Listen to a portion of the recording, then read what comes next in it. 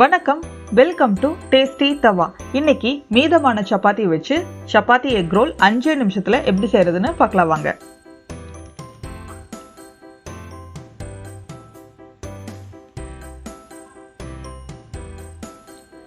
நாலு சப்பாத்தி மீதமாயிடுச்சு. இது நைட் செஞ்ச சப்பாத்தி.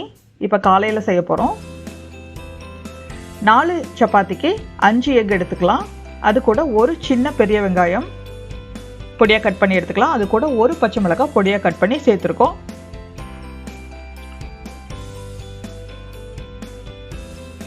இதில் இதுக்கு தேவையான அளவு உப்பு ஒரு சிட்டிகை மட்டும் சேர்த்துக்கோங்க, அதிகமாக சேர்த்தக்கூடாது. இது கூட 1 டீஸ்பூன் மிளகுத்தூள் சேர்த்துக்கலாம்.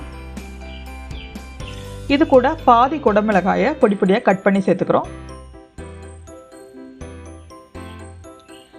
இப்போ இதை நல்லா விஸ்க் பண்ணிக்கலாம். நல்லா உப்பு மிளகுத்தூள் எல்லாமே நல்லா மிக்ஸ் ஆகணும். நல்லா விஸ்க் பண்ணிக்கலாம். இப்போ தோசைக்கல் நல்லா காஞ்சிருக்கு. இதில் சப்பாத்தி சைஸ்க்கு ஆம்லெட் மாதிரி போட்டுக்கலாம். மீடியம் ஃப்ளேம்லேயே வச்சுக்கோங்க.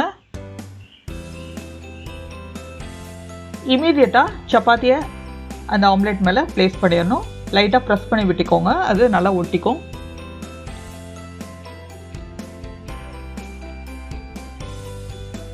எக் 1 நிமிஷத்துக்குள்ளே சீக்கிரமாக வெந்துடும். வெந்ததுக்கப்புறம் திருப்பி போடுங்க. இது ஒரு 10-15 செகண்ட்ஸ் இருந்தால் போதும். டோட்டலாக 1 நிமிஷம் தான் ஆகுதுக்கு. இப்போ எடுத்துடலாம். எடுத்து பிளேட்டில் வச்சுக்கலாம். இதில் பச்சையாக சேர்த்தக்கூடிய எந்த வெஜிடபிள்ஸ்னாலும் பொடி பொடியாக கட் பண்ணியோ இல்லை துருவியோ சேர்த்துக்கலாம். இதில் கேரட் துருவி சேர்த்துக்கிறோம். முட்டைக்கோஸ் நல்லா ஸ்லைஸாக கட் பண்ணி சேர்த்துக்கிறோம். பீட்ரூட் சேர்த்துக்கலாம். வேறு எந்த காய்கறி வேணாலும் சேர்த்துக்கலாம். கிட்ஸை பச்சை காய்கறிகள் சாப்பிட வைக்கிறதுக்கு இது ஒரு நல்ல ஐடியா.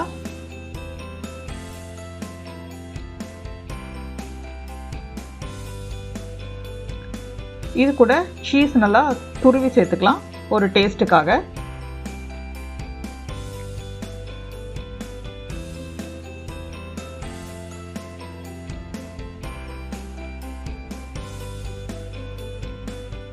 சேர்த்துட்டு நல்லா டைட்டாக ரோல் பண்ணிக்கோங்க. இதுக்கு எந்த சைட் டிஷ்ஷும் எந்த கிரேவியும் தேவையில்லை. இதுவே ரொம்ப டேஸ்ட்டாக இருக்கும், ஃபில்லிங்காகவும் இருக்கும். குயிக்காக பண்ணிடலாம் இந்த மீல். நல்லா டைட்டாக பேக் பண்ணிக்கோங்க. நம்மளோட சப்பாத்தி ரோல் அழகாக தயாராகிடுச்சு. கட் பண்ணி பார்க்கலாம்.